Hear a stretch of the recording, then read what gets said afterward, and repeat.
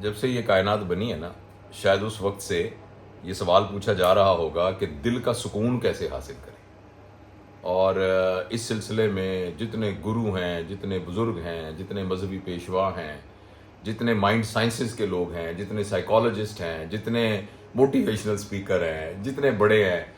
وہ سارے کے سارے اپنے طور پر کہتے ہیں کہ جی دل کے سکون کے لیے یہ کریں. کوئی کہتا ہے مائنڈ فل تھنکنگ کریں، کوئی کہتا ہے فیتھ کے اوپر بلیو کریں، کوئی یہ کہتا ہے کہ آپ جو ہے اپنی تھاٹ پروسیس کو بہتر کریں، نیگیٹو تھاٹ کو ختم کریں،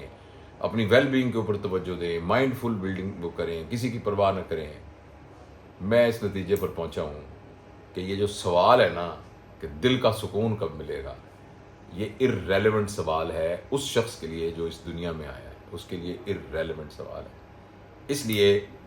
کہ شاید یہ دنیا بنی ہی نہیں ہے اس کام کے لیے کہ جس میں یہ کہا جائے کہ کسی کو ایبسولوٹ دل کا سکون. ہاں، جو چیز ہم کہہ رہے ہیں، جس کو دل کا سکون ہم سمجھ رہے ہیں اور کہہ رہے ہیں، اور جو اچیو کرنے کی کوشش کرنی چاہیے، وہ ایک طرح کی دانش مندی ہے. اور وہ دانش مندی ایک اداس، بے بس کرنے والی، مجبور، خشک، سرد قسم کی دانش مندی ہے، جو کہ اویئرنیس کی ایک پیک ہے جس میں جا کر آپ کو پتہ لگ جاتا ہے کہ یار میں کچھ کر نہیں سکتا. اور اس احساس کو کہ میں تو کچھ کر ہی نہیں سکتا اور چیزیں میرے اختیار میں نہیں ہیں، تو اس احساس کو دل میں جما لینے کو ہی لوگ پیس آف مائنڈ کہتے ہیں. اور خاص طور پر وہ لوگ جو فیتھ پہ بلیو کرتے ہیں، جو مسلمان ہیں، خاص طور پر باقی بھی مذاہب کے لوگ ہیں، اور جو دوسرے بھی انسان ہیں جو کسی فیتھ پہ بلیو نہیں کرتے. یہ دنیا ایکچولی آپ کاسمیٹیکلی اپنے دل کی تسلی کے لیے اپنی ایک پری کنڈیشن بنا کے اپنے آپ کو دل کے سکون کے چکر میں آپ ڈال سکتے ہیں.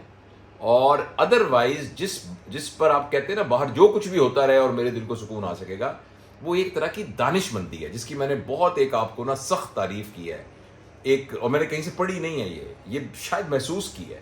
شاید اس کو خود جیا ہے، تو اس لیے بتا رہا ہوں کہ ایک سرد، ایک خاموش، ایک بے رحم، ایک بے بس قسم کی دانش مندی ہے،